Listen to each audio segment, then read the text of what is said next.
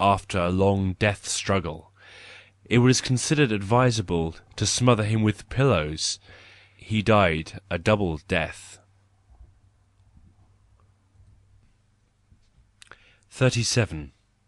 Owing to three errors. Science has been furthered during recent centuries, partly because it was hoped that God's goodness and wisdom would be best understood therewith, and thereby. The principal motive in the soul of great Englishmen (like Newton), partly because the absolute utility of knowledge was believed in, and especially the most intimate connection of morality, knowledge, and happiness. The principal motive in the soul of great Frenchmen (like Voltaire), and partly because it was the thought that in science there was something unselfish, harmless, self-sufficing, lovable, and truly innocent to be had, in which the evil human impulses did not at all participate. The principal motive in the soul of Spinoza, who felt himself divine as a knowing being. It was consequently owing to three errors that science has been furthered. 38. Explosive people. When one considers how ready are the forces of young men for discharge, one does not wonder at seeing them decide so unfastidiously, and with so little selection for this or that cause. That which attracts them is the sight of eagerness about any cause, as it were the sight of the burning match, not the cause itself. The more ingenious seducers on that account operate by holding out the prospect of an explosion to such persons, and do not urge their cause by means of reason. These powder barrels are not to be won over by means of reasons. 39. Altered taste. The alteration of the general taste is more important than the alteration of opinions. Opinions, with all their proving, refuting, and intellectual masquerade, are merely symptoms of altered taste, and are certainly not what they are still so often claimed to be, the causes of the altered taste. How does the general taste alter? By the fact of individuals, the powerful and influential persons expressing and tyrannically enforcing, without any feeling of shame, their hoc est ridiculum, hoc est absurdum. The decisions, therefore, of their taste and their de-relish, they thereby lay a constraint upon many people, out of which there gradually grows a habituation for still more, and finally a necessity for all. The fact, however, that these individuals feel and "taste" differently, has usually its origin in a peculiarity of their mode of life, nourishment, or digestion, perhaps a surplus or deficiency of the inorganic salts in their blood and brain. In short, in their physis. They have, however, the courage to avow their physical constitution, and to lend an ear even to the most delicate tones of its requirements. Their aesthetic and moral judgments are those "most delicate tones" of their physis. 40. The lack of a noble presence. Soldiers and their leaders have always a much higher mode of comportment towards one another than workmen and their employers. At present, at least, all militarily established civilizations still stand high above all so-called industrial civilization. The latter, in its present form, is in general the meanest mode of existence that has ever been. It is simply the law of necessity that operates here. People want to live, and they have to sell themselves, but they despise him who exploits their necessity and purchases the workman. It is curious that the subjection to powerful, fear-inspiring, and even dreadful individuals, to tyrants and leaders of armies, is not at all felt so painfully as the subjection to such undistinguished and uninteresting persons as the captains of industry.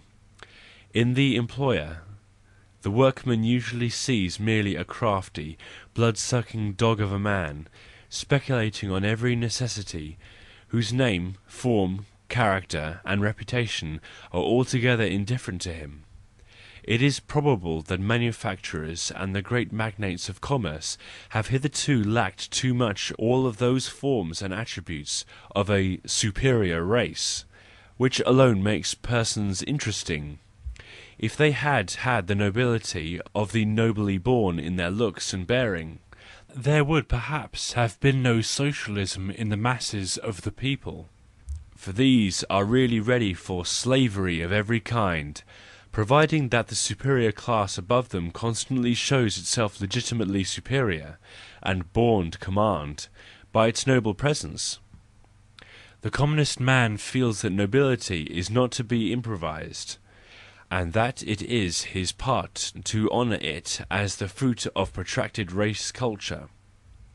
But the absence of superior presence, and the notorious vulgarity of manufacturers with red, fat hands, brings up the thought to him that it is only chance and fortune that here has elevated the one above the other. Well then, so he reasons himself, let us, in our turn, tempt chance and fortune. Let us, in our own turn, throw the dice. And socialism commences. 41. Against remorse. The thinker sees in his own actions attempts and questionings to obtain information about something or other. Success and failure are answers to him first and foremost. To vex himself, however, because something does not succeed, or to feel remorse at all, he leaves that to those who act because they are commanded to do so, and expect to get a beating when their gracious master is not satisfied with the result.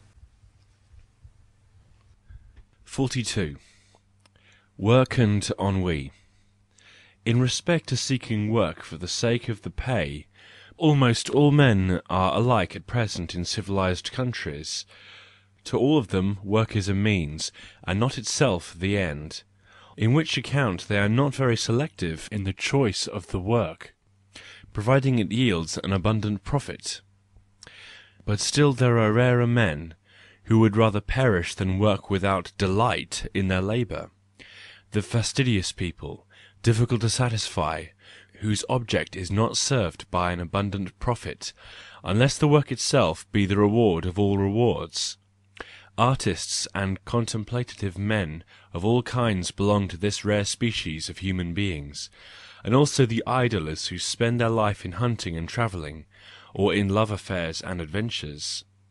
They all seek toil and trouble in so far as these are associated with pleasure, and they want the severest and hardest labour, if it be necessary. In other respects, however, they have a resolute indolence, even should impoverishment, dishonour, and danger to health and life be associated therewith. They are not so much afraid of ennui as of labour without pleasure. Indeed, they require as much ennui if their work is to succeed with them. For the thinker and for all inventive spirits, ennui is the unpleasant "calm" of the soul which precedes the happy voyage and the dancing breeze. He must endure it, he must await the effect it has on him. It is precisely this which lesser natures cannot at all experience. It is common to scare away ennui in every way, just as it is common to labour without pleasure. It perhaps distinguishes the Asiatics above the Europeans, that they are capable of a longer and profounder repose. Even their narcotics operate slowly and require patience, in contrast to the obnoxious suddenness of the European poison, alcohol. 43. What the laws betray. One makes a great mistake when one studies the penal laws of a people as if they were an expression of its character. The laws do not betray what a people is, but what appears to them foreign, strange, monstrous, and outlandish. The laws concern themselves with the exceptions to the morality of custom, and the severest punishments fall on acts which conform to the customs of the neighbouring peoples. Thus among the Wahabites there are only